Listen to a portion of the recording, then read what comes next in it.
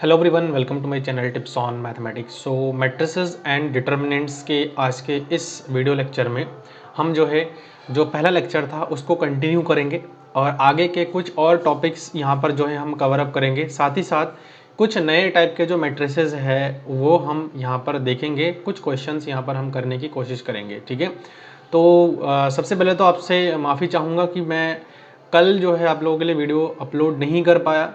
कई बच्चों के मैसेजेस आ रहे थे मेरे को कि सर आप वीडियो अपलोड नहीं हुआ है, कब तक हो जाएगा। तो एक्चुअली मैं आपको बता देता हूँ कि कल थोड़ा सा मेरा फाइबर यहाँ पर कट हो गया था क्योंकि मौसम थोड़ा ख़राब हो रहा है, इस वजह से तो इंटरनेट की थोड़ी दिक्कत हो रही थी, इसी वजह से कल वीडियो मैं ला नहीं पाया हूँ। तो अब आप लोग कंटिन्यू कर सकते हैं इस वीडियो से, अब आपको रेगुलर मिल जाएगा। ठीक है, तो यहाँ पर पार्ट 2 लेक्चर है आज, और पार्ट 1 हमने ऑलरेडी बना रखा है। उसको आप लोगों ने अगर नहीं देखा है तो एक बार आप लोग देख लीजिए, ताकि आपको जो पहला लेक्चर है, क्योंकि बेसिक लेक्चर होता है और जनरली इसमें भी हम बेसिक और कई सारे कॉन्सेप्ट हम डिस्कस करेंगे। तो आप लोग देख लीजिए पहला लेक्चर, बाकी आप इसको कंटिन्यू कर सकते हैं। ठीक है, आव्यूह और सारणिक मैंने बताया था। आव्यूह और सारणिक आपका क्या होता है, ये बहुत इंपॉर्टेंस होता है इसका, हर फील्ड में कहीं ना कहीं इसका यूज़ होता है। ठीक है, तो चलो स्टार्ट करते हैं। आज इस वीडियो में जो हमारा पहला टॉपिक है वो है कॉन्जुगेट ऑफ मैट्रिक्स। देखिए, कॉन्जुगेट की अगर मैं बेसिकली बात करूँ तो इसका हम कॉम्प्लेक्स एनालिसिस में पढ़ते हैं। इसका यूज़ हम कॉम्प्लेक्स एनालिसिस में करते हैं कॉन्जुगेट का, क्योंकि वहाँ पर जब कॉम्प्लेक्स नंबर आते हैं, कॉम्प्लेक्स नंबर के बारे में आप लोगों को पता होगा, कल के वीडियो में मैंने आपको बता रखा था इसके बारे में थोड़ा सा। तो कॉम्प्लेक्स नंबर में जो हमारे पास इमेजिनरी पार्ट होता है वो जनरली क्या हो जाता है, कॉन्जुगेट में वो नेगेटिव हो जाता है। तो यहाँ पर भी जो मैट्रिसेस है, ये मैट्रिक्स जो कॉन्जुगेट ऑफ अ मैट्रिक्स हम कहते हैं, इसमें क्या होता है कि जो मैट्रिक्स होता है उसमें कुछ कॉम्प्लेक्स एंट्रीज होती हैं, और उन एंट्रीज में जो इमेजिनरी पार्ट होता है वो नेगेटिव में बदल जाता है, वो हमारा संयुग्मी कहलाता है। ठीक, संयुग्मी कहलाता है, या फिर हम उसको कह सकते हैं कॉन्जुगेट। तो बहुत ही सिंपल सा लॉजिक है। देखते हैं अब इसको मैट्रिक्स में हम कैसे पढ़ सकते हैं। The matrix obtained from matrix A by replacing each element of A with the complex conjugate is called the conjugate matrix. It is denoted by, A के ऊपर ना हम इस प्रकार से एक बार सा लगा देते हैं, तो वो हमारा कॉम्प्लेक्स कॉन्जुगेट कहलाता है। ठीक है, कॉम्प्लेक्स कॉन्जुगेट कहलाता है। तो यहाँ पर मैट्रिक्स ए के प्रत्येक तत्वों को उसके सम्मिश्र संयुग्म में बदलकर प्राप्त हुई मैट्रिक्स को संयुग्मी मैट्रिक्स कहते हैं। इसे ए बार द्वारा दर्शाया जाता है। बहुत इंपॉर्टेंट है वैसे, और इसके क्वेश्चंस भी बन जाते हैं। ठीक है, तो चलो आगे देखते हैं। इसमें कुछ हम एग्जाम्पल समझने की कोशिश करते हैं। जैसे कि एक एग्जाम्पल आप यहाँ पर हम देख सकते हैं आप कि एक मैट्रिक्स ए है, और इस मैट्रिक्स में जो एंट्रीज है वो 1 है, आयोटा है, माइनस ऑफ आयोटा है, और 2 ऑफ आयोटा है। तो जब भी मैं इसके कॉन्जुगेट की बात करूँ ना, इस ए मैट्रिक्स की कॉन्जुगेट की मैं बात करूँगा, तो उस कंडीशन में मैं सबसे पहले तो ए ऑफ बार लिखूँगा। और ए ऑफ बार लिखने का मतलब है कि जहाँ जहाँ पर कॉम्प्लेक्स एंट्रीज है, हालांकि है तो सबके सब कॉम्प्लेक्स एंट्रीज ही है, कहीं ना कहीं कॉम्प्लेक्स जो नंबर होता है उन सब में कॉम्प्लेक्स नंबर में रियल नंबर भी कहीं ना कहीं समाहित होता है, उसके अंदर होता है। तो इस मैट्रिक्स में आप अगर देखोगे तो जितनी भी एंट्रीज है वो कॉम्प्लेक्स एंट्रीज ही है, लेकिन कॉम्प्लेक्स नंबर जो हमारा बनता है वो एक्चुअल में जैसे z is equal to x plus iota form के, आयोटा y के फॉर्म में बनता है। अभी जो आयोटा है वो आपका एक इमेजिनरी नंबर को शो करता है। ठीक है, बाकी कॉम्प्लेक्स नंबर की वीडियोस ऑलरेडी मैंने मेरे चैनल में अपलोड कर रखा है अच्छे से, और इतने बढ़िया से मैंने एक्सप्लेन किया आप लोगों के लिए। शायद आपको बहुत बेसिक से मैंने एक्चुअल में कॉम्प्लेक्स नंबर की उत्पत्ति कैसे हुई, कैसे ये आयोटा आया है, वो हर चीज़ मैंने आप लोगों को बताया है। वीडियोस ऑलरेडी मेरे चैनल में पड़े हुए हैं, फ्री ऑफ कॉस्ट है, कोई चार्जेस नहीं, आप लोग जाकर के इजीली उसको एक्सेस कर सकते हैं, देख सकते हैं। ठीक है, तो यहाँ पर जो ये वाला पार्ट है हमारा, ये जो इमेजिनरी, इसको हम बोलते हैं real part. This is called the real part. थोड़ा सा मैं आपको बताना चाहूँगा ताकि आपको भी दिक्कतें ना हो ज़्यादा। देखो, this is called the real part. क्या बोलते हैं इसको हम? रियल पार्ट बोलते हैं। And this is called the imaginary part. ठीक है, अब जो इमेजिनरी पार्ट होता है ना उसके साथ हमेशा के लिए आयोटा लगा हुआ रहेगा, हमेशा के लिए। तो रियल पार्ट में कोई भी आयोटा नहीं रहेगा, उसमें एक रियल नंबर रहेगा जनरली, बस वही हमको दिखेगा। बाकी इमेजिनरी पार्ट में आयोटा जो लगा हुआ रहेगा उसको हम इमेजिनरी पार्ट के अंदर काउंट करेंगे। तो जो इमेजिनरी पार्ट होगा ना, अगर पॉजिटिव है तो वो नेगेटिव में बदल जाएगा, और अगर नेगेटिव है तो वो आपका पॉजिटिव में बदल जाएगा। क्लियर है? तो यहाँ पे हम इस एग्जाम्पल को थोड़ा समझने की कोशिश करते हैं। देखो 1 है, अब 1 एक रियल नंबर है, इसमें कोई भी आयोटा वाला पार्ट नहीं है, इमेजिनरी पार्ट नहीं है, तो इसको हम एज इट इज़ यहाँ पर लिख देंगे। क्लियर है? दूसरा देखो यहाँ पर आयोटा है, पॉजिटिव का आयोटा है, तो यहाँ पर हम क्या करेंगे, माइनस ऑफ आयोटा लिख देंगे। यहाँ पर देखो नेगेटिव आयोटा है तो यहाँ पर पॉजिटिव आयोटा हो जाएगा। साथ ही साथ यहाँ पर ये जो 2i है ये भी हमारा पॉजिटिव है, तो यहाँ पर भी हमारा क्या हो जाएगा 2। And this matrix is called the conjugate matrix of A matrix. ठीक है, ए मैट्रिक्स का यहाँ पर कॉन्जुगेट हो जाएगा। बहुत आसान है, लेकिन हमें इसके कॉन्सेप्ट को समझनी पड़ेंगी, तभी जा करके जो है एग्जाम में हम इजीली इसको समझ पाएंगे, कर पाएंगे क्वेश्चंस को। ठीक है, तो दूसरा एक एग्जाम्पल और लिया है मैंने, आप देख सकते हो कि यहाँ पर एक जो है ये वाला इमेजिनरी पार्ट है, ये वाला इमेजिनरी है, ये वाला इमेजिनरी है। तो देखो यहाँ पर माइनस करा हमने, 3 माइनस आयोटा हो गया, 2 माइनस का 2 प्लस आयोटा हो गया, 4 आयोटा की जगह पर माइनस का 4 आयोटा हो गया, और माइनस का 5 ऑलरेडी है। इसमें कोई छेड़छाड़ हमें नहीं करनी है। क्लियर? क्यों नहीं करनी? क्योंकि ये एक रियल नंबर है और इसके साथ कोई भी एक्चुअल में रियल नंबर नहीं है, ये कॉम्प्लेक्स नंबर ही है, मैं बार बार वही चीज़ बता रहा हूँ आपको, लेकिन इसके साथ आयोटा नहीं है, बस हमें ये चीज़ ध्यान रखना है। दूसरी चीज़, तीसरा एग्जांपल देखो यहाँ पर ये है। अब यहाँ पर जो है इसकी अगर कॉन्जुगेट की मैं बात करूँ तो यहाँ पर थोड़ा सा ना इसको ये मिस्टेक हो गया है, आप इसको करेक्ट कर जरूर कर लेना। यहाँ पर आप माइनस लगा लेना, ये माइनस हो जाएगा यहाँ पर इसके कॉन्जुगेट में। ठीक है, ये माइनस का साइन आप यहाँ पर यूज़ कर लीजिएगा। ठीक, क्लियर है? ठीक है, मुझे लगता है आपको समझ में आ गया है। यहाँ देखिए इस वाले एग्जाम्पल में देखिए, यहाँ पर देखिए ये सब के सब यहाँ पर जो है क्या है, आपके पॉजिटिव है, जो नेगेटिव है वो पॉजिटिव हुआ है, जो पॉजिटिव है वो नेगेटिव हुआ है। सिमिलरली यहाँ पर जो पॉजिटिव है नेगेटिव हुआ है, यहाँ पर पॉजिटिव है यहाँ पर नेगेटिव हुआ है, यहाँ नेगेटिव है यहाँ पर पॉजिटिव हुआ है। तो बस हमें इतना ही काम करना है, जब भी नेगेटिव हो उसको पॉजिटिव करना है, पॉजिटिव को नेगेटिव करना है। किसके साथ? जो भी इमेजिनरी पार्ट होगा या फिर जो भी आयोटा वाला पार्ट होगा उसको करना है, सिर्फ और सिर्फ उसी को, बाकी किसी से कोई मतलब नहीं हमें।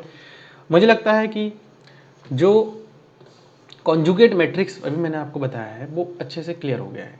कोई डाउट है तो आप कमेंट बॉक्स में मेरे को लिख सकते हैं। साथ ही साथ चैनल पर नए हैं तो आप इसको सब्सक्राइब करिए, जुड़ जाइए, क्योंकि हमारे चैनल में टीजीटी, पीजीटी, नवोदय विद्यालय समिति, जितने भी टीचिंग एग्ज़ाम्स होते हैं, DSSB हो गया, यूपी PSC LT ग्रेड हो गया, GIC लेक्चरर हो गया, है ना, UK PSC हो गया, ठीक, राजस्थान लोक सेवा आयोग का हो गया, तो आप कहीं का भी उठा लो, हम हमारे चैनल में हर लेवल की तैयारियां जो है हम करवाते हैं। तो आगे बढ़ते हैं। एग्जाम्पल हो गया हमारा, प्रॉपर्टीज़ देखते हैं, बहुत इंपॉर्टेंट है। प्रॉपर्टीज़ हमें सबसे ज़्यादा अगर एग्ज़ाम में कोई चीज़ हेल्प करेगी तो वो प्रॉपर्टीज़ करेगी। क्यों? क्योंकि प्रॉपर्टीज़ बेस्ड भी कई सारे क्वेश्चंस ऐसे बन जाएंगे जिसको आपको सिर्फ और सिर्फ आंखें बंद करके टिक मार के आनी है। कोई समय, कोई टाइम कंज्यूम नहीं होगा ऐसे क्वेश्चन में, ध्यान रखना। प्रॉपर्टी बेस्ड भी कई सारे क्वेश्चंस बन जाते हैं। अभी मैं अलग अलग एग्जाम में पूछे गए PYQs उठाऊंगा और वहाँ आपको मैं सॉल्व करवाऊंगा, तो आप लोग देखेंगे कि कितनी आसान तरीके से हम जो है एक मैट्रिक्स के क्वेश्चंस को सॉल्व आउट कर सकते हैं। ठीक है, तो यहाँ पर देखिए पहला प्रॉपर्टी की अगर मैं बात करूँ तो पहला जो प्रॉपर्टी है वो क्या कह रहा है कि ए ट्रांसपोज बराबर ए कब होगा? जब if and only if A is a real matrix. देखो रियल मैट्रिक्स की अगर मैं बात करूँ, रियल मैट्रिक्स तो हम नाम से रियल मैट्रिक्स कह रहे हैं, एक्चुअल में वो भी कॉम्प्लेक्स, कहीं ना कहीं कॉम्प्लेक्स मैट्रिक्स है, क्योंकि मैं अगर लिख रहा हूँ z बराबर x प्लस आयोटा y लिख रहा हूँ, तो इस z के अंदर आपको पता है जितने भी रियल नंबर्स हैं ना इस z के अंदर है। तो हम समझने के लिए हम रियल मैट्रिक्स कह रहे हैं, ध्यान से समझना, हम समझने के लिए रियल मैट्रिक्स कह रहे हैं, इसके अलावा और कुछ नहीं है। मैं अगर उसको कॉम्प्लेक्स मैट्रिक्स भी कहूँगा ना तो मुझे लगता है कि कोई गलत नहीं है, क्योंकि हर रियल नंबर एक कॉम्प्लेक्स नंबर को रिप्रेजेंट करता है, उसको हम कॉम्प्लेक्स नंबर के फॉर्म में लिख सकते हैं। तो यहाँ पर क्या कहा है, इसको समझना है, बस हमें सिर्फ समझने के लिए है ये लाइन, कि ए बार जो है ए तभी होगा जब ए हमारा रियल मैट्रिक्स होगा। एक सिंपल से एग्जांपल से समझाता हूँ। देखो अगर मैं एक मैट्रिक्स ए ले रहा हूँ, अब इसमें ना मैं रियल एंट्रीज की बात कर रहा हूँ, -1 1 0 2 मैं ले रहा हूँ, ठीक है, ये सब के सब रियल एंट्रीज है। क्लियर है? मुझे थोड़ा सा अजीब लग रहा है क्योंकि रियल कहना में यहाँ पे थोड़ा सा, क्योंकि कॉम्प्लेक्स का खेल है पूरा कॉन्जुगेट में, तो कोई बात नहीं, समझ नहीं। अब इसका मैं बार निकाल रहा हूँ। अब आप खुद देख रहे हो, मैंने आपको स्टार्टिंग में ही बताया कि माइनस हमें वहाँ पर लगानी है जहाँ पर आयोटा है ना, जहाँ पर आयोटा है। अब कहीं पर भी आपको आयोटा नहीं दिख रहा है, इसका मतलब एज इट इज़ जो है उसको वहीं पर उतारनी पड़ेगी, हमें वही उतारनी है। तो -1 1 0 2 that is equal to A also. तो अब ये पॉसिबल कब हुआ? ये पॉसिबल तब हुआ जब ए हमारा क्या है, एक रियल मैट्रिक्स है। ए हमारा कैसा है, एक रियल मैट्रिक्स है। क्लियर है? दूसरा है कि अगर मैं ए बार का होल बार करता हूँ, मतलब बार फिर दोबारा बार में कर रहा हूँ, तो वो फिर से क्या आ जाएगा, ए के बराबर आ जाएगा। एग्जाम्पल दिखाऊँ अभी? चलो एग्जाम्पल दिखा देते हैं आपको, अगर ज़्यादा दिक्कत है तो। यही एग्जाम्पल ले लेते हैं। पहला एग्जाम्पल देखो, ये है ए बार हमने निकाला है। इस ए बार का ना मैं फिर से बार निकाल रहा हूँ। देखो यहाँ पर ए बार, और इसका मैं दूसरे कलर से दिखा देता हूँ। फिर से मैंने बार निकाला, तो जब मैंने फिर से बार निकाला तो यहाँ पर आप देखो ए बार ये है, इसका बार निकालेंगे 1 + 1 -1, अरे आयोटा है, ठीक है, ये हो गया। आप देख पा रहे हो कि ये जो मैट्रिक्स है वो इस ए मैट्रिक्स के बराबर आ गया। तो जब भी हम बार के ऊपर बार लगा रहे हैं तो वो कहीं ना कहीं हमारा जो है सेम वही मैट्रिक्स वापस से आ जाता है, ठीक है।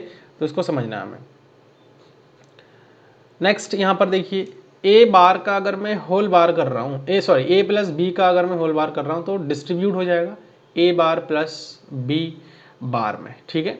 ए बार प्लस ए माइनस बी करूँगा तो ए बार माइनस का बी बार होता है। For a diagonal matrix D bar is also diagonal matrix with the conjugates of the diagonals elements of D. अभी यहाँ पर ना जो डायगोनल मैट्रिक्स की एक बात किया, डायगोनल मैट्रिक्स होता है, मैंने आपको फर्स्ट लेक्चर में ये चीज़ बताया था, डायगोनल मैट्रिक्स क्या होता है, जिसके जो प्रिंसिपल डायगोनल होते हैं उसमें हमारे नंबर्स होते हैं, है कि नहीं, बाकी सब के सब हमारे जो है ज़ीरो हो जाते हैं, तो वो एक डायगोनल मैट्रिक्स कहलाता है। तो यहाँ पर डायगोनल मैट्रिक्स की अगर मैं बात करूँ तो उसका अगर मैं कॉन्जुगेट लेता हूँ तो भी एक डायगोनल मैट्रिक्स होगा, लेकिन शर्त यह है कि कॉम्प्लेक्स कॉन्जुगेट के साथ होगा। यही तो बताया इसमें, क्या बताया, diagonal with the conjugates of, है ना। तो यही चीज़ यहाँ पर बताया गया कि अगर देखो डायगोनल मैट्रिक्स क्या है भाई, डायगोनल मैट्रिक्स मान के चलो कि भाई ये सब जीरो है, सिर्फ डायगोनल है हमारे पास। तो अगर ये डायगोनल है तो यहाँ पर अगर कोई भी कॉम्प्लेक्स एंट्री बैठा हुआ है, मान के चलो कोई भी एक आयोटा नंबर बैठा हुआ है, आयोटा वाला, तो आयोटा वाला बैठा है तो ऑब्वियसली बात है उसका कॉन्जुगेट तो होने होने, क्योंकि हम क्या ले रहे हैं, इसका कॉन्जुगेट ले रहे हैं, कॉन्जुगेट होना है, तो कहीं ना कहीं उसके डायगोनल में चेंजेस आएंगे। क्लियर है, डायगोनल में चेंजेस आएंगे। तो ये एक छोटा सा कॉन्सेप्ट था। ए देखो ट्रांसपोज कॉन्जुगेट हो रहा है, यहाँ पे ट्रांसपोज भी कर रहा हूँ, कॉन्जुगेट भी कर रहा हूँ, दोनों हो रहा है एक साथ। या आपके पास दो ऑप्शन है, या तो आप पहले कॉन्जुगेट कर लो फिर ट्रांसपोज कर लो, या तो आप पहले ट्रांसपोज कर लो फिर उसका कॉन्जुगेट कर लो, ये भी आपके पास ऑप्शन है। तो एज योर विश, आप जो भी कर लो, लेकिन ये बराबर होता है कि अगर मैं ए ट्रांसपोज करके कॉन्जुगेट करूं या फिर ए, सॉरी मैंने गलत बोल दिया है लगता है, मैं फिर से एक बार इसको लिख करके बताता हूं। अगर मैं ए का कॉन्जुगेट करूं देन मैं इसको ट्रांसपोज करूं, या फिर मैं ए का ट्रांसपोज करने के बाद जाकर के कॉन्जुगेट करूं, बात एक ही आता है। तो मैंने आपको यही चीज़ बताया था कि आप कोई भी दिए गए मैट्रिक्स का या तो पहले ट्रांसपोज कर लो बाद में कॉन्जुगेट करो, या फिर पहले कॉन्जुगेट कर लो बाद में ट्रांसपोज कर लो, बात एक ही है। बिल्कुल कोई भी इसमें घबराने वाली बात नहीं है, ये सिर्फ और सिर्फ प्रॉपर्टीज़ है। The properties will help you in the examination. जब आप एग्ज़ाम हॉल में बैठे होंगे तभी आपको ये सब बहुत आसान करेगी एग्जाम में क्वेश्चन सॉल्व करते time. Transpose conjugate of matrix, बात बस वही चीज़ आ गया ना, लास्ट वाली जो प्रॉपर्टी थी बस उसका अब हम मैट्रिक्स के फॉर्म में स्टडी करेंगे। देखो ट्रांसपोज कॉन्जुगेट ऑफ मैट्रिक्स क्या है एक्चुअल में, यहाँ पर the transpose of the conjugate of a matrix और the conjugate of the transpose of matrix is called the transpose conjugate, है ना। उसको हम ए ऑफ थीटा से रिप्रेजेंट करेंगे। साथ ही साथ हम ए स्टैरिक से भी रिप्रेजेंट कर सकते हैं, तो इसमें कोई दिक्कत वाली बात नहीं है, यही है हमारा ट्रांसपोज कॉन्जुगेट। ठीक है, तो यहाँ पर वही चीज़ है कि अगर आप सबसे पहले एक ए मैट्रिक्स ले रहे हो तो इसका आप कॉन्जुगेट कर लो। भैया यहाँ देख लिया, आप कॉन्जुगेट कर लिया हमने, माइनस का प्लस कर लिया है, प्लस का माइनस कर लिया है, माइनस का प्लस का माइनस कर लिया है, प्लस का फिर यहाँ पर प्लस है तो यहाँ पर माइनस हो गया है। तो ये हमारा क्या निकला, सबसे पहले तो कॉन्जुगेट निकला। अब कॉन्जुगेट का ट्रांसपोज करना है तो यहाँ पर ट्रांसपोज कर दीजिए आप। ठीक है, जो हमारे देखो ये रो है ये कॉलम में बदल गया है, ये वाले जो रो है वो इस वाले कॉलम में बदल गया है। ट्रांसपोज आपको बता रखा है मैंने, कोई दिक्कत नहीं है। चलिए आगे बढ़ते हैं। फिर यहाँ पर जो है कुछ एग्जांपल और दे दूँ, फिर चलो यहाँ पर कुछ और एग्जांपल ले लो। एक जगह मैंने छोड़ा है, यहाँ पर एग्जांपल के लिए छोड़ रखा था मैंने। यहाँ पर देखिए एक ए मैट्रिक्स है। अब इस ए मैट्रिक्स की मैं अगर बात करूँ तो यहाँ पर आप मान के चलिए कि है 2 आयोटा 5 आयोटा है, और माइनस का 2 आयोटा है, 3 प्लस आयोटा है, देन यहाँ पर 5 है। ठीक है, अब इसका मैं क्या कर रहा हूँ, कॉन्जुगेट ट्रांसपोज निकालना है। कॉन्जुगेट देन ट्रांसपोज, आप एक नाम याद रखें, ट्रांसपोज कॉन्जुगेट या फिर कॉन्जुगेट ट्रांसपोज। अगर आप कोई भी एक नाम याद रखोगे ना तो आपका काम बन जाएगा। ठीक है, चलो मैं एक नाम बता दे रहा हूँ, आप चाहे तो इसको याद कर लेना, कॉन्जुगेट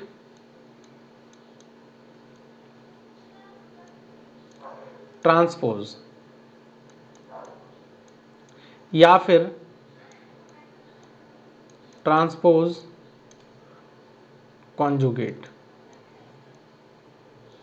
जब भी कॉन्जुगेट वर्ड आए तो आपको समझ जाना है कि ये कॉम्प्लेक्स से रिलेटेड है। पहला आप ट्रांसपोज कर लो फिर कॉन्जुगेट कर लो, या फिर कॉन्जुगेट करके फिर ट्रांसपोज कर लो, बात एक ही है। चलो आप जैसा ठीक ले कर लेना, मैं पहले कॉन्जुगेट कर लेता हूँ फिर ट्रांसपोज कर लेता हूँ। ठीक है, तो देखिए यहाँ पर कॉन्जुगेट निकाल लेते हैं। कॉन्जुगेट क्या आ जाएगा इसका, 2 minus iota minus 5 of iota plus का 2 आयोटा और 3 माइनस आयोटा, यहाँ पर हो जाएगा सिंपली 5। अब इसका ट्रांसपोज करना है तो ए ऑफ कॉन्जुगेट देन ट्रांसपोज, तो यहाँ से क्या आ जाएगा इसका, हम यहाँ से निकालेंगे 2। ठीक है, फिर माइनस आयोटा, फिर यहाँ पर -5 आयोटा, देन यहाँ पर 2 iota, 3 minus iota and then 5।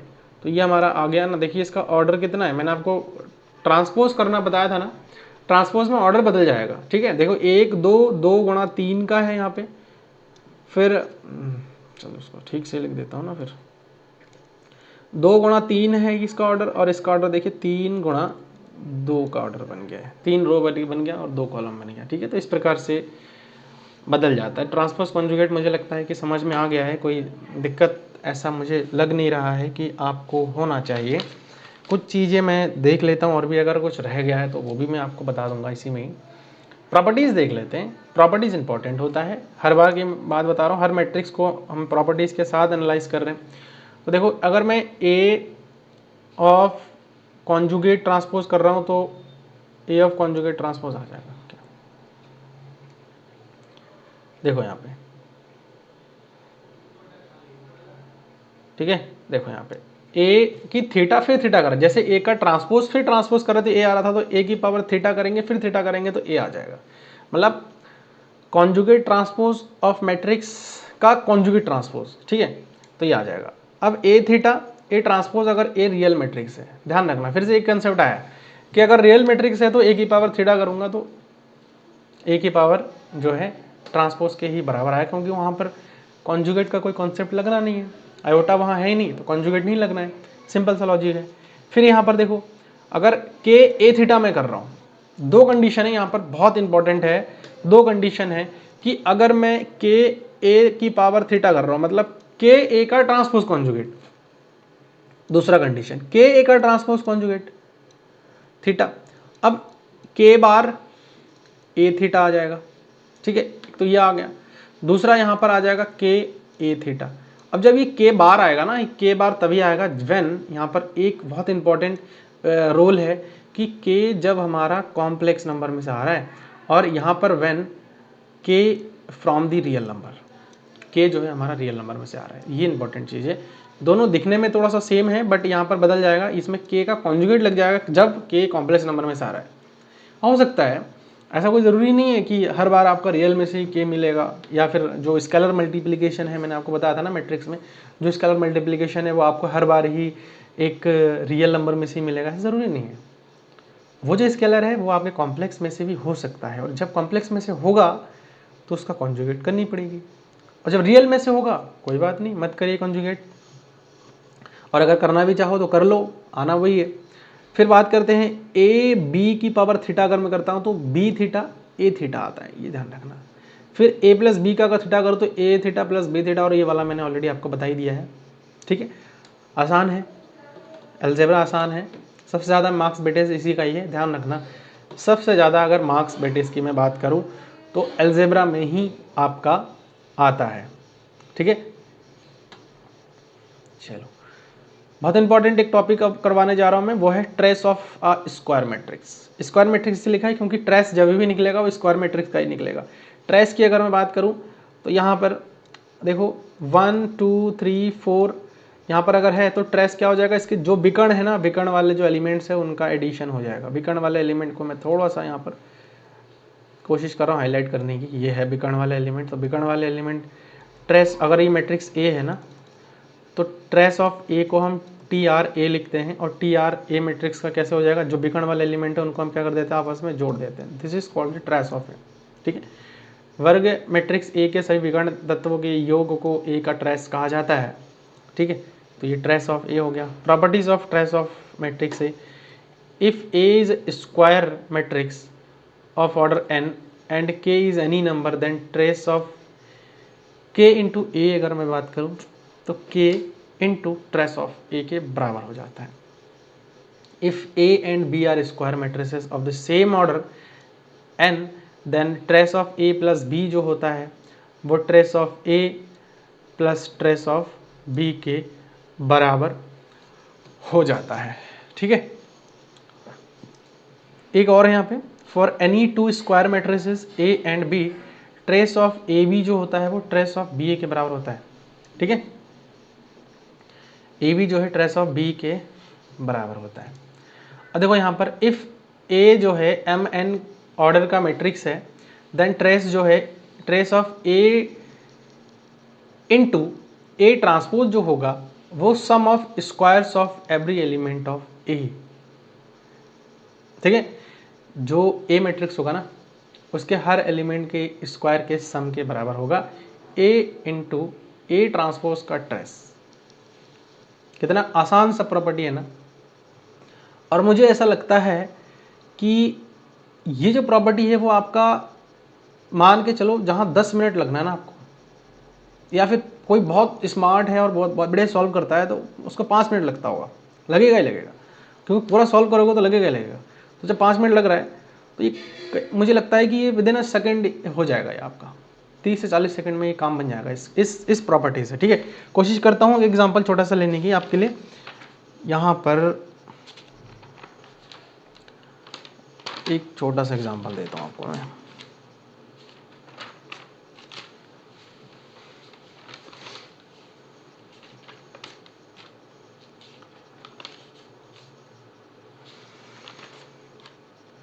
Trace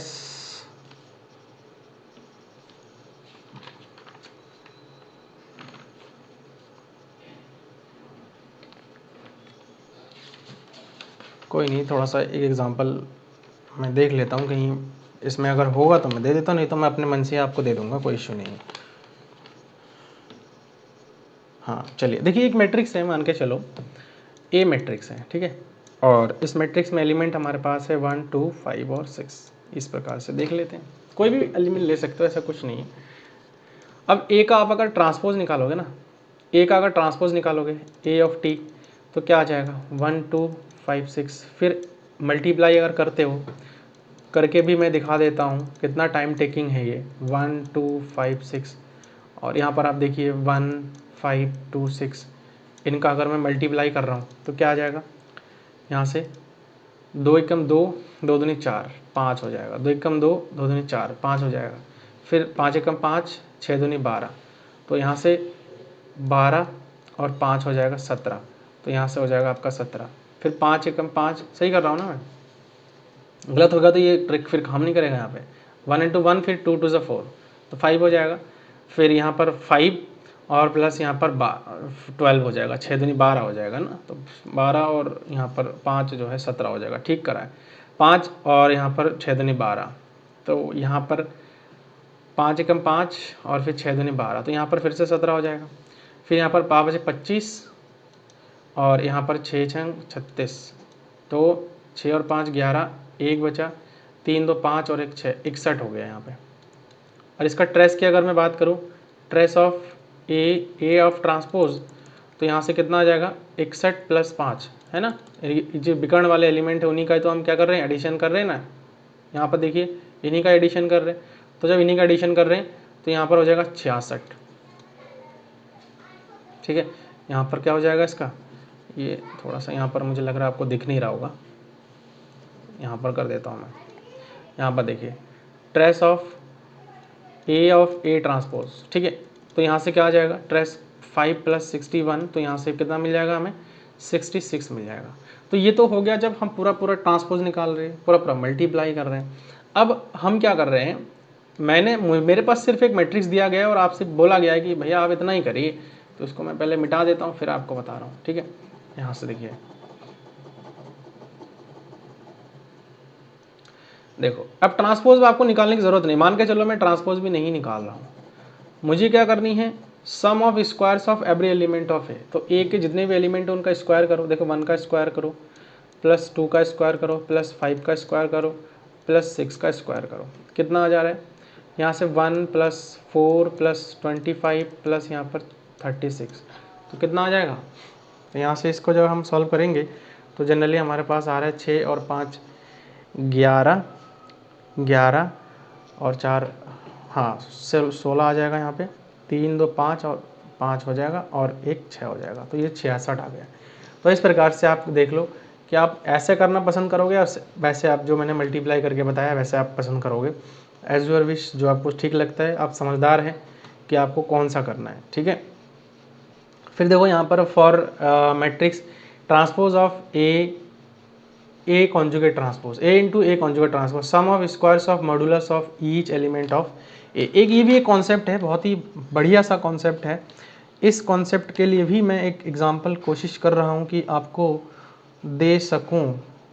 conjugate आया है ना इसमें, हाँ कॉन्जुगेट वाला कॉन्सेप्ट आया है ना इसमें, तो कहीं ना कहीं कॉन्जुगेट वाला जो कॉन्सेप्ट है उसके लिए हमें एक कॉम्प्लेक्स एंट्रीज वाली मैट्रिक्स लेनी पड़ेगी। तो इसके लिए मैं एक एग्जांपल ले रहा हूँ आपके सामने। यहाँ पर देखिए ए मैट्रिक्स है और ये जो मैट्रिक्स है वो है आयोटा 1 1 प्लस आयोटा और यहाँ पर आ जाएगा 0। ठीक है, तो इसके लिए हमें क्या करना है, आप वैसे तो करके देख सकते हो, इसका कॉन्जुगेट निकाले, ट्रांसपोज निकाले, देन ए मैट्रिक्स मल्टीप्लाई करिए। ये तो एक कॉन्सेप्ट है जो आप डायरेक्टली मतलब इंटरेक्ट कर सकते हो, मतलब मल्टीप्लाई करके कर सकते हो। लेकिन आपको अगर कॉन्सेप्ट बेस करना है तो इसके ट्रेस की अगर मैं बात करूँ, इसके ट्रेस की अगर मैं बात करूँ तो उसको निकालने के लिए sum of squares of modulus of each element of A, तो sum of square of modulus, तो जो एलिमेंट है ना उन एलिमेंट्स का क्या करना है हमें स्क्वायर, ठीक है ना, मॉडुलस लेना है हमें, स्क्वायर के मॉडुलस लेना है। तो यहाँ पर आप देख सकते हो मॉडुलस ऑफ आयोटा का स्क्वायर प्लस मॉडुलस ऑफ 1 का square plus modulus of 1 plus iota इसका स्क्वायर हो जाएगा प्लस 0 है इसका स्क्वायर हो जाएगा। ठीक है, तो आपके सामने ये चीज़ है। अब देखो यहाँ पर आयोटा का स्क्वायर है ना, तो आयोटा का स्क्वायर करोगे तो आप माइनस का 1 होता है, माइनस का 1 करेंगे तो ये मॉडुलस से बाहर आएगा, प्लस हो जाएगा। अब यहाँ पर 1 का स्क्वायर है तो that is equal to also 1। अब देखो यहाँ पर 1 प्लस आयोटा है, इसका स्क्वायर आपको अगर निकालनी है तो 1 प्लस आयोटा की अगर मैं बात करूँ तो ये एक्चुअल में बनेगा क्या, अगर इसके स्क्वायर की मैं बात करूँ तो यहाँ से इसका जो स्क्वायर निकालनी है वो हम ऐसे निकाल सकते हैं। पहले तो इसको कर लो, 1 का स्क्वायर प्लस आयोटा का square that is equal to minus का 1 प्लस यहाँ पर जो है 2 इंटू आयोटा हो जाएगा और इसका आ जाएगा सिंपल सा, यहाँ से क्या आ जाएगा मॉडुलस आ जाएगा। ठीक है, मॉडुलस आ जाएगा, तो ये माइनस से तो प्लस कैंसिल आउट हो जाएगा और यहाँ पर जो है आपके 2 आयोटा बच रहा है। ठीक है, प्लस यहाँ पर क्या बच रहा है हमारे पास 0 बच रहा है। क्लियर, 0 बच रहा है। तो यहाँ से जब भी आयोटा है, 2 आयोटा है, इसका अगर मुझे मॉडुलस निकालनी है तो इसका अगर मॉडुलस निकालना है तो कैसे निकालोगे? तो भाई यहाँ पर ये +1 और यहाँ पर -1 हो जाएगा, ये तो कट जा रहा है यहाँ से ना, ये बच रहा है हमारे पास। अब आते हैं आगे 2 प्लस, अब देखो मॉडुलस जब भी हमें, जब मान के चलो 1 प्लस आयोटा है, इसका मॉडुलस निकालने तो हमें अंडर रूट में हम x का स्क्वायर प्लस यहाँ पर y का स्क्वायर हम करते हैं। तो आप यहाँ पर x तो है ही नहीं, तो यहाँ पर क्या आ जाएगा जनरली, इसको यहाँ पर मैं ब्रैकेट में कर देता हूँ, 0 का स्क्वायर यहाँ पर, ठीक है, अंडर रूट में आएगा, लेकिन 0 का स्क्वायर प्लस यहाँ पर 2 है तो 2 का स्क्वायर हो जाएगा, ठीक है। तो यहाँ से कितना हो जाएगा, 2 प्लस 0 4 हो जाएगा, यहाँ पर 2 आ जाएगा, तो 4 यहाँ से जनरली हमारे पास निकल करके आ जाएगा, ठीक है। तो ये हो जाएगा trace of A into conjugate transpose of A, ठीक है। इस प्रकार से निकाल सकते हैं, डायरेक्ट मल्टीप्लाई करके भी निकाल सकते हो, तो कोई ऐसी दिक्कत वाली बात नहीं। एक छोटा सा कॉन्सेप्ट है, बहुत अच्छा कॉन्सेप्ट है, ध्यान रखिए इसको, कि अगर ए इंटू बी इंटू सी का अगर हमें ट्रांसपोज निकालने के लिए बोले ना, तो उस कंडीशन में is always follow the circle clockwise. तो ये एक सर्कल है, क्लॉकवाइज सर्कल है, देखिए यहाँ पर इस प्रकार से एक सर्कल बनाया मैंने। तो अगर trace of A B C पूछा है ना, तो trace of A B C देखो यहाँ से, ए बी सी का अगर ट्रेस पूछा है तो वो हो जाएगा सी ए बी, सी से स्टार्ट करेंगे, ए फिर बी, फिर ये बराबर होगा बी सी ए, बी इंटू सी इंटू ए, यहाँ तक मल्टीप्लाई करके जाएगा। तो ये यहाँ पर आप लोग देख सकते हैं। ऐसे 4 अगर मैट्रिक्स है तो भी यही सेम रूल फॉलो करता है, 5 है तो भी यही फॉलो करेगा, 6 है तो भी फॉलो करेगा, 3 है तो भी यही फॉलो कर रहा है, ठीक। यहाँ पर देखिए एक एग्जांपल है छोटा सा, इसको देखते हैं। कह रहे कि if A B C and D are the square matrices of the same order then which of the following is are equal to the trace of A B C D. तो यहाँ पर बनाते हैं, बना लेते हैं, चलो कोई दिक्कत नहीं है।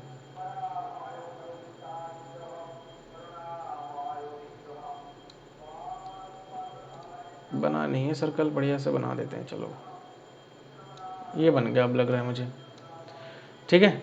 और देखो यहाँ पर ना इसको हम क्या कर देते हैं, ये मान के चलो ए मैट्रिक्स है, ये मान के चलो बी मैट्रिक्स है, ये मान के चलो सी मैट्रिक्स है, और ये मान के चलो डी मैट्रिक्स है, ए बी सी और यहाँ पर हो जाएगा डी मैट्रिक्स। तो अगर मैं trace of A B C D की बात कर रहा हूँ, ए बी सी डी, तो किसके किसके बराबर हो सकता है? Trace of A B C D किसके किसके बराबर हो सकता है?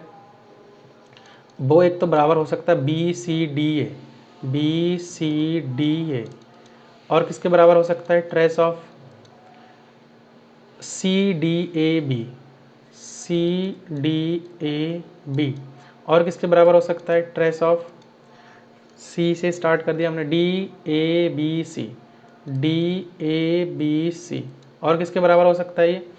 और किसके बराबर हो सकता है? Trace of B C D कर दिया हमने, बी सी डी कर दिया है, सी डी कर दिया है, डी वाला भी कर दिया है, फिर आता है ए बी सी डी। तो ये बस इतना ही हो गया है, इस और को तो कुछ पॉसिबिलिटी है नहीं यहाँ पर। तो यहाँ से देखो आप कौन सा ऑप्शन सही हो रहा है, तो कौन सा सही है? देखो A B C D, D A B C, D A B C, एक तो ये भी सही हो रहा है, क्लियर है, और C D A B, C D A B नहीं है, B C D A, B C D A, एक ये भी सही हो रहा है। वैसे तो मैंने दोनों ले लिया था ताकि आपको थोड़ा सा चीज़ें रहे, आपके एग्जाम में 2 ऑप्शन करेक्ट नहीं हो सकता, एक ही ऑप्शन करेक्ट होगा, मल्टीपल चॉइस क्वेश्चन होता है, 1 ऑप्शन विल बी करेक्ट।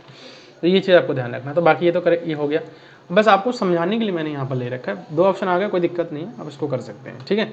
जब भी एग्जाम में आएगा वहाँ पर एक ही ऑप्शन करेक्ट होगा, और वो आपको ऐसे ही निकाल के देखनी पड़ेगी। हर्मिशियन मैट्रिक्स की अगर मैं बात करूँ, तो जो हर्मिशियन मैट्रिक्स होता है वो हमारा क्या होता है? देखिए कॉन्जुगेट ट्रांसपोज अगर मैं करूं तो वापस से उसी मैट्रिक्स के बराबर आ जानी चाहिए, वो हर्मिशियन मैट्रिक्स होता है। जैसे इस सिमेट्रिक पढ़ा था और स्क्यू सिमेट्रिक पढ़ा था, अब यहाँ पर हर्मिशियन और स्क्यू हर्मिशियन पढ़ेंगे। सिमेट्रिक में मैंने आपको क्या बताया था कि एक अगर ट्रांसपोज कर रहा हूँ तो एक के बराबर आ रहा था, है ना, एक। तो यहाँ पर भी क्या है कि ए का अगर मैं कॉन्जुगेट ट्रांसपोज कर रहा हूँ तो वापस से एक ही बराबर आ जानी चाहिए, तो वो हमारे पास जो है क्या हो जाता है? हर्मिशियन मैट्रिक्स हो जाता है। A Hermitian matrix is a square complex matrix that is equal to conjugate transpose of itself, ठीक है। तो यहाँ पर एक एग्जांपल आप समझ सकते हो कि अगर देखो सबसे पहले डायगोनल एलिमेंट्स को यहाँ पर थोड़ा ध्यान रखना पड़ेगा, जैसे हमने वहाँ पर बताया था, ठीक है। डायगोनल एलिमेंट ना यहाँ पर हमेशा के लिए रियल होगा, एक यहाँ पर नोट मैंने लिख के रखा आप लोगों के लिए, इसको आप लोग देखिए। डायगोनल एलिमेंट्स हमेशा के लिए रियल एंट्रीज के साथ ही होना है, बाकी जो भी हमारे पास इसके अलावा जितने भी एलिमेंट बचेंगे ना वो कॉन्जुगेट के पेयर के साथ होगा। जैसे अल्फा प्लस आयोटा बीटा है, तो यहाँ पर देखो अल्फा माइनस आयोटा बीटा हो गया। आर प्लस आयोटा एस हो गया, तो यहाँ पर आर माइनस आयोटा एस हो गया। ऐसे ही यहाँ पर पी प्लस आयोटा क्यू है, तो यहाँ पर पी माइनस आयोटा क्यू हो गया। जैसे कि हमने सिमेट्रिक मैट्रिक्स में डिस्कस किया था कि जो उसके डायगोनल एलिमेंट्स होते हैं वो हमारे कुछ भी हो सकता है, लेकिन जो नॉन डायगोनल एलिमेंट्स होते हैं वो नेगेटिव साइन के साथ होता है। अगर मैं ए आई जे वाला एलिमेंट लिख रहा हूँ, ए आई जे वाला एलिमेंट लिख रहा हूँ, तो यहाँ पर जो है ए आई जे जो है वो बराबर होना, जो हमने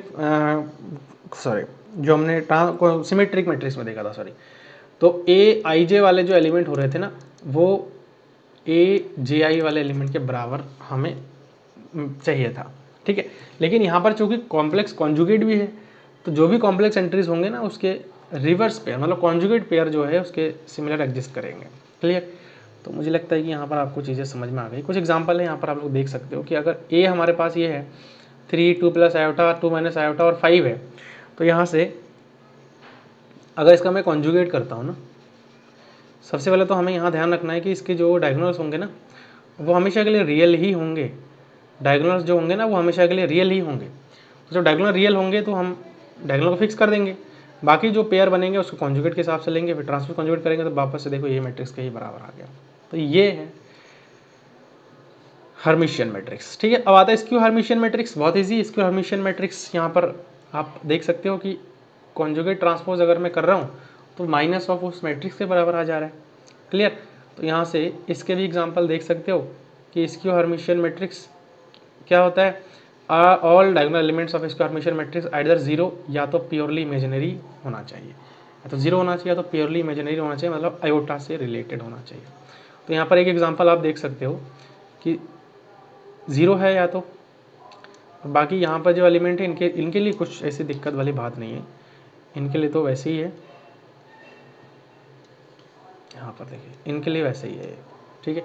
फिर ये हमने यहाँ पर निकाल दिया है, आप लोग यहाँ से देख सकते हो ये इसका कॉन्जुगेट ट्रांसपोज निकल गया, तो ये माइनस ऑफ ए के बराबर आ गया। क्लियर है? ऐसे ही एक एग्जांपल आप यहाँ पर देख सकते हो। यहाँ पर देखो पहले वाला एग्जांपल जो था ना, इसमें प्योरली या तो मैंने क्या बताया था कि या तो जीरो हो प्योरली या तो इमेजिनरी हो, तो यहाँ पर ये जीरो है, इसके जो एलिमेंट्स है वो जीरो है। लेकिन वहीं पर अगर मैं बात करूँ इस वाले की, तो इस वाले में आप देख सकते हो कि ये प्योरली इमेजिनरी है, और प्योरली इमेजिनरी है तो उस कंडीशन में भी ये चीज़ ट्रू है। तो ये स्क्यू हर्मिशियन मैट्रिक्स हमारा इस प्रकार से हो जाता है। अब आते हैं ऑर्थोगोनल मैट्रिक्स के बारे में। तो ऑर्थोगोनल मैट्रिक्स क्या होता है, यहाँ पर देखिए ए ट्रांसपोज करूँ या ए ट्रांसपोज ए करूँ वो आइडेंटिटी मैट्रिक्स के बराबर आ जा रहा है, या फिर A is equal to A transpose जो है ना वो ए इनवर्स के बराबर हो जाएगा। क्योंकि अगर मैं यहाँ से अगर एक टर्म को उठाता हूँ, चलो ज़्यादा मत सोचिए, A transpose is equal to iota है, कोई भी एक उठा लो। अब मान के चलो कि ए ट्रांसपोज निकाल रहा हूँ, ए को मैं इस साइड में शिफ्ट करूँगा तो ए इनवर्स से ऑपरेट करवानी पड़ेगी दोनों साइड में। चलो यहाँ पर मैं करके भी दिखा देता हूँ आपको, ए इनवर्स से operate, A inverse A into A of transpose, A inverse into iota. फिर यहाँ से अगर मैं देखूँ तो ए इनवर्स इंटू ए मिलकर क्या देगा, आयोटा दे देगा, सॉरी आइडेंटिटी दे देगा। तो ए ट्रांसपोज बराबर ए इनवर्स आइडेंटिटी के साथ किसी मैट्रिक्स में मल्टीप्लाई करो तो वही रहता है। तो ए ट्रांसपोज जो है किसके बराबर आ गया, ए इनवर्स के बराबर आ गया। तो ये भी हमारा डेफिनेशन हो सकता है ट्रू। ऑर्थोगोनल मैट्रिक्स क्या होता है कि अगर ए ट्रांसपोज है तो ए इनवर्स के बराबर होना चाहिए, ठीक। इनवर्स ऑफ मैट्रिक्स वैसे मैंने आपको बताया नहीं है, लेकिन मुझे लगता है कि आपको निकालना आता होगा, ठीक है। अभी बताऊंगा एक एक करके हर चीज़ आपको। एक एग्जांपल यहाँ पर आप लोग देख सकते हो कि एक ऑर्थोगोनल मैट्रिक्स से ए मैट्रिक्स से ट्रांसपोज निकाला, दोनों का मल्टीप्लाई किया तो आइडेंटिटी के बराबर आ गया। या फिर इसका इन्वर्स निकाल लो, सिंपल लॉजिक है, इन्वर्स निकालने में मैं आपको बताऊंगा शॉर्ट ट्रिक के साथ, ठीक है। उसमें भी आपको अच्छे से क्लियर हो जाएगा। यहाँ पर देखिए इसके एग्जाम्पल, आप एक एग्जाम्पल और देख सकते हैं यहाँ पर कि ए हमारे पास ये है, ए ट्रांसपोज हमने ये निकाल लिया है, ए इंटू ए ट्रांसपोज किया है तो आइडेंटिटी मैट्रिक्स के बराबर आ गया। तो इसका मतलब क्या है, एक ऑर्थोगोनल मैट्रिक्स है, ठीक है। अब देखो यहाँ पे sum of squares of elements of each row or column are 1 and the sum of product of elements of any row or column with the corresponding element of any other column is always 0। तो इसमें क्या कहा है, पहला तो condition ये कहा है कि sum of squares of element of each row and column are 1। तो देखो हर रो या फिर कॉलम की अगर मैं स्क्वायर का सम करता हूँ तो 1 होना चाहिए। जैसे पहले वाले का देखो sine square theta plus cos square theta करेंगे दैट इज इक्वल टू 1। रो ले लो आप, कोई भी रो ले लो, दूसरे वाले का करो तब भी यही आएगा, तीसरे वाले पहले वाले कॉलम का करो फिर दूसरे वाले कॉलम का करो तभी बना रहा है। लेकिन अगर मैं यहाँ पर देखूँ दूसरा कंडीशन में ये बताया था कि प्रोडक्ट करना है तो वो हमेशा के लिए जीरो आएगा। देखो इसका मैं इसका प्रोडक्ट कर रहा हूँ, साइन थीटा अरे माइनस का यहाँ पर क्या हो जाएगा कॉस थीटा, ठीक है। प्रोडक्ट यहाँ पर देखो, यहाँ पर क्या कहा है सम ऑफ द प्रोडक्ट, तो यहाँ पर प्रोडक्ट के सम करो फिर इसका तो मल्टीप्लाई करो cos theta into sine theta, तो दोनों ही यहाँ पर क्या आ जाएगा जीरो आ जाएगा। अब इन दोनों का करो फिर भी जो है वो क्या आ जाएगा जीरो आ जाएगा। तो ये एक सिंपल सा कॉन्सेप्ट है। अगर हमारे पास एक जो है क्या कहते हैं जो है इसमें ऑर्थोगोनल मैट्रिक्स है, तो ऑर्थोगोनल मैट्रिक्स है तो उस कंडीशन में ये जो मैंने अभी बताया आपको एक एग्जांपल नोट बताया मैंने, ये नोट ट्रू होगा, ठीक है। प्रॉपर्टीज़ की अगर मैं बात करूँ तो प्रॉपर्टीज़ कह रहा है कि if A is orthogonal then K is also orthogonal. चलिए इसको एक बार देख लेते हैं, वैसे प्रूफ तो आएगा नहीं लेकिन मैं आपको बता देता हूँ जानकारी के लिए। Since A orthogonal, A is orthogonal, ये गिवन है ए ऑर्थोगोनल है, तो इसका मतलब क्या है ऑर्थोगोनल मतलब होने का ये है कि अगर मैं ए इंटू ए ट्रांसपोज करता हूँ that is will be equal to identity matrix, तो के ए भी हमारा ऑर्थोगोनल होगा। तो चलिए के ए की बात करता हूँ, के ए ऑर्थोगोनल अगर है तो के ए इंटू के ए का ट्रांसपोज तो करना है हमें, के ए का यहाँ से क्या आ जाएगा ट्रांसपोज आ जाएगा। तो अब देखो यहाँ पे इसको अगर मैं करता हूँ तो के इंटू ए तो है ही ऑलरेडी, अब के इंटू ए का होल ट्रांसपोज में अगर करता हूँ, आपको मैंने बताया था कि अगर के इंटू ए का ट्रांसपोज करता हूँ तो के इंटू ए का ट्रांसपोज के बराबर हो जाता है, ठीक है। ए का ट्रांसपोज के बराबर होता है, अब के इंटू के यहाँ पर मैं करूँगा तो के स्क्वायर हो जाएगा, ए इंटू ए ट्रांसपोज यहाँ पर हो जाएगा। अब ए इंटू ए ट्रांसपोज हमारा एक्चुअल में क्या है, ए इंटू ए ट्रांसपोज जो है हमारा एक्चुअल में आइडेंटिटी के बराबर है, तो ये बेसिकली किसके बराबर आ जाएगा, ये भी हमारे के स्क्वायर के बराबर आ जाएगा। अब चूंकि ये जो है हमने ये कहा है कि ये भी एक ऑर्थोगोनल होगा, तो अगर ये ऑर्थोगोनल है तो ऑब्वियसली बात है कि ये हमारे आइडेंटिटी के बराबर आना चाहिए। समझ रहे मेरी बात को, ये आइडेंटिटी के बराबर आना चाहिए, तो यहाँ से के स्क्वायर क्या आ गया आइडेंटिटी के बराबर आ गया। अब देखो ये इधर आइडेंटिटी है और इधर भी आइडेंटिटी है, तो के स्क्वायर बराबर यहाँ से 1 हो जाएगा और के बराबर यहाँ से क्या हो जाएगा प्लस माइनस का 1 हो जाएगा। बहुत सिंपल सा प्रूफ था ये, वैसे मैंने आपको जरूरत है नहीं लेकिन मैंने करके आपको दिखा दिया, ठीक है। कुछ प्रॉपर्टीज और हैं यहाँ पर देख सकते हो, if A is orthogonal then 3a is not orthogonal, कभी भी नहीं होगा। अगर ए ऑर्थोगोनल है तो 3 इंटू ए ऑर्थोगोनल नहीं होगा। अगर A into A and B are orthogonal then A plus B can not be orthogonal, दोनों का सम ऑर्थोगोनल नहीं होगा।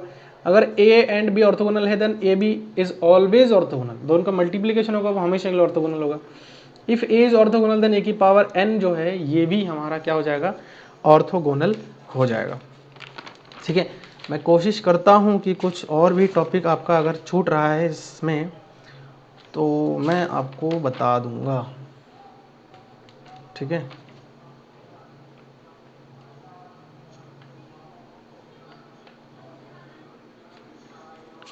देख लेता हूँ एक बार ना, कोई टॉपिक आपका छूटना नहीं चाहिए।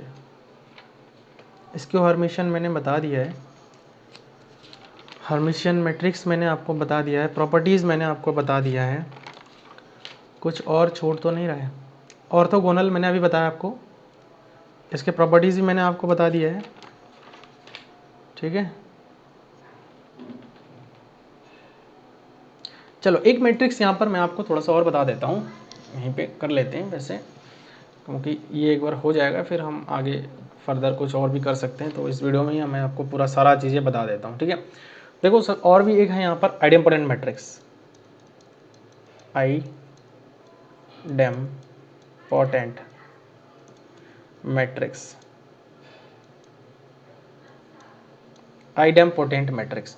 तो आइडेम्पोटेंट मैट्रिक्स क्या होता है, मैं यहाँ पे शॉर्ट में लिखा दे रहा हूँ, अगर ए स्क्वायर बराबर करने पर ए की बराबर आ जाता है ना तो वो हमारा आइडेम्पोटेंट मैट्रिक्स होता है। इस चीज़ को आपको क्या करना है ध्यान में रखना है कि ए स्क्वायर करने पर अगर ए के बराबर आ रहा है तो वो हमारा कैसा मैट्रिक्स हो जाएगा आइडेम्पोटेंट मैट्रिक्स हो जाएगा। क्लियर है। कुछ की प्रॉपर्टीज़ है यहाँ पे, देखो प्रॉपर्टीज़ चलो यहाँ पर करवा देता हूँ कुछ।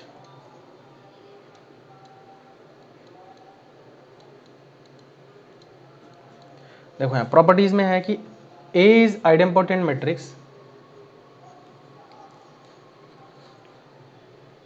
क्या आ गए, ठीक है यहाँ पे देख लेते हैं। पहला प्रॉपर्टी है ए इज आइडेम्पोटेंट, अगर ये आइडेम्पोटेंट है देन आई माइनस ए, ये भी आइडेम्पोटेंट होगा, then I minus A is also idempotent. तो आई माइनस ए भी आइडेम्पोटेंट होगा। प्रूफ चाहिए तो आप ऐसे कर सकते हो, प्रूफ कैसा कुछ नहीं है, ठीक है। देखो if A and B are idempotent matrix then A B is idempotent if A B is equal to B. दूसरा मैं यहाँ पर करवा देता हूँ, if A and B are idempotent matrix, if A and B are idempotent matrix, idempotent matrix, then AB is idempotent, then A into B भी idempotent होगा,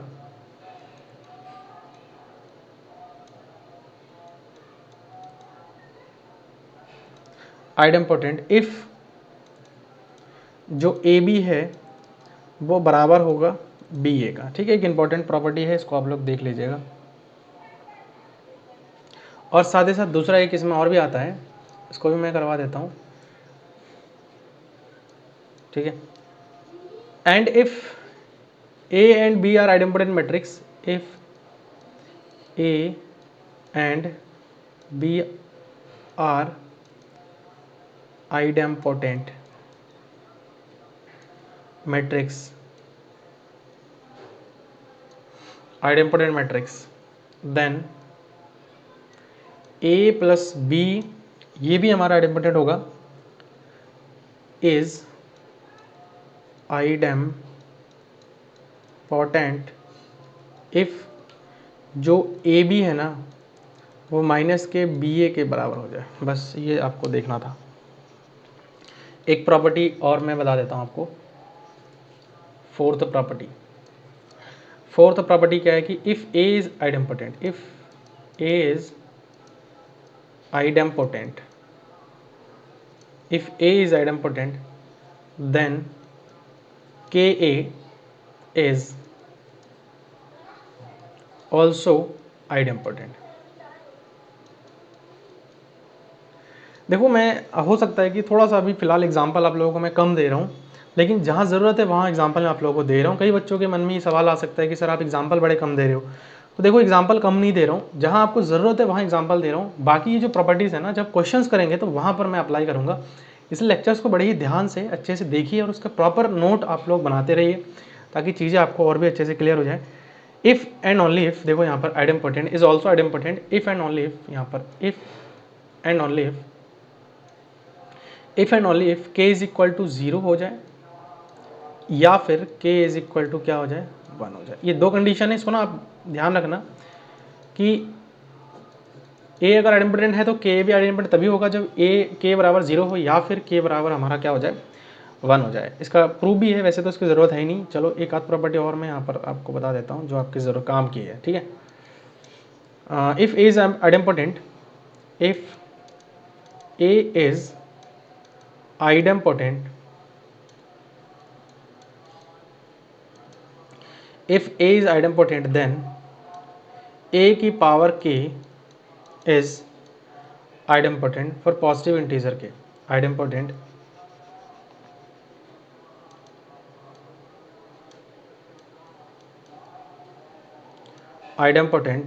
for positive integer k, ठीक है, पॉजिटिव इंटीजर के। उसके बाद एक property और बता दें, इंपॉर्टेंट है, इसको ध्यान रखना, इसका यूज़ हो सकता है आपको। If A is idempotent, if A is idempotent then जो ट्रेस ऑफ ए है ऑलवेज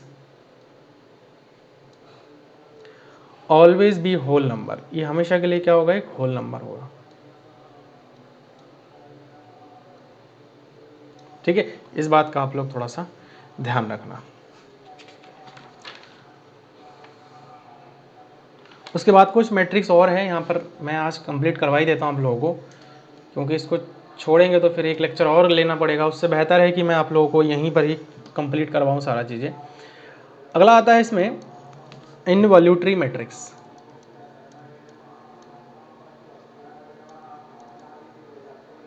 इनवॉल्यूटरी मैट्रिक्स,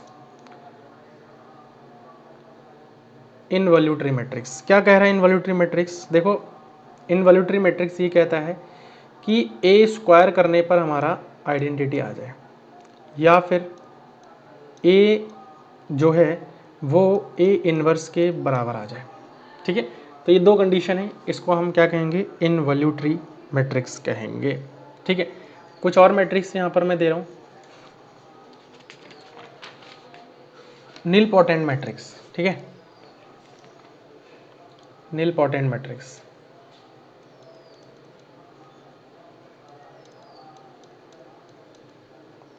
नीलपोटेंट